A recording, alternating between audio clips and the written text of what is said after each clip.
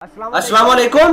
देखिए कि हमास के जो याहिया सिनवार हैं, जो कि बहुत ही बड़े लीडर हैं, टॉप ब्रास के जो मेंबर हैं याहिया सिनवार, उन्होंने आज ऐलान किया है कि हर शख्स को मस्जिद अल अक्सा के लिए जंग करना होगी और फलस्तीनियों को उन्होंने ऐलान भी किया है कि फलस्तीनी इस हवाले से बाहर निकले।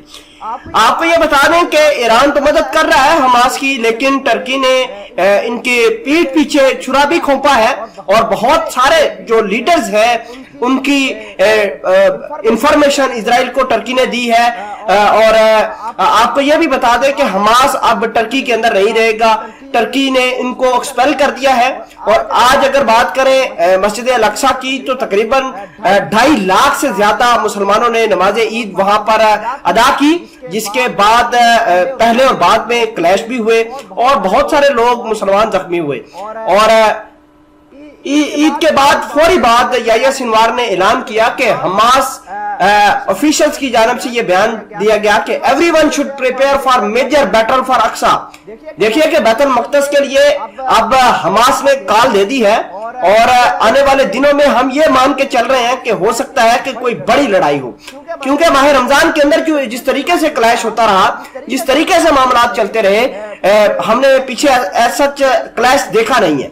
Yahya Sinwar warned that al Aqsa mosque in danger. और आपको यह भी बता दें कि याहिया सिनवार ने यह भी कहा है कि मस्जिद अल अक्सा के लिए अगर आज हम बाहर नहीं निकलते, अगर आज हम इनके लिए काम नहीं करते मस्जिद अल अक्सा के लिए, तो इसका वजूद खतरे में पड़ जाएगा।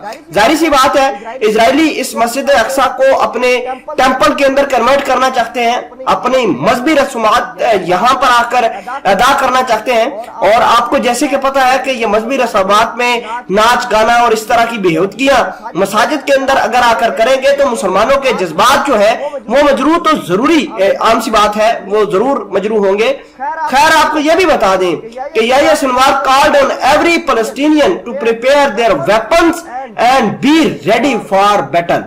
याहिया सिनवार जिन्होंने इस्माइल हानी को रिप्लेस किया है, और इस्माइल हानी आजकल हो सकता है कि सीरिया के अंदर मौजूद हो सकता है ईरान गए हो, लेकिन याहिया सिनवार जो कि बहुत ही ज्यादा अहम पाए के लीडर हैं, उनका यह कहना है कि हर फलस्तीनी वेपन्स अपने तैयार रखे।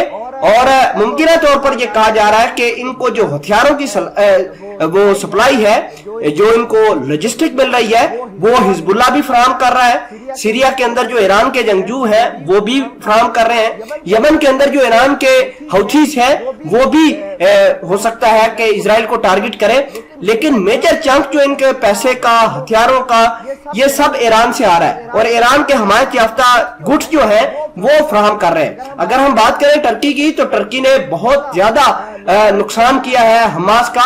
इनके लीडरांस को अब टर्की ने एक्सपेल कर दिया है, क्योंकि टर्की और इजराइल के दरमियान जो तल्लुकात की बहाली हुई है, ये इसने जो पूरी मूवमेंट है, पूरी तहरीक है मस्जिद अल अक्सा के लिए, उसको ठेस पहुंचाई है। सबसे पहले आप देखिए कि Turkey moves to expel Hamas after heavy Israeli pressure. तो आपको ये पता होना चाहिए कि इजराइल जो है वो आजकल लेटर्स बनाकर लेटर्स के अंदर लिस्ट लिख के टर्की के हवाले कर रहा है कि फलां हमास का, हिजबुल्लाह का, ईरान का शख्स आपके मुल्क के अंदर बैठा हुआ है, इसको एक्सपेल करें। कल भी मैंने खबर दी थी आपको कि टर्की के अंदर ईरान का एक शख्स पकड़ा गया है जो वहां पर इजराइल के डिप्लोमेट्स को कत्ल करने की बात कर रहा था। उसको पकड़ने में टर्की और इजराइल ने मुश्तरका तौर पर ऑपरेशन किया था।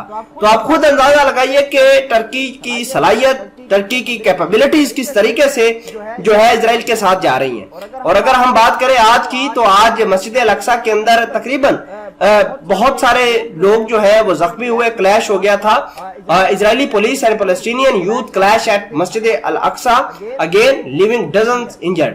तो आप ये जान सकते हैं कि ये मामला कैसे हैं, और हम भी ये मानकर चलते हैं कि याहिया सिनवार ने जो कॉल दी है, ईद के बाद हो सकता है कि लड़ाई हो फलस्तीन और इजराइल के दरमियान और मामलात मजीद खराब होंगे।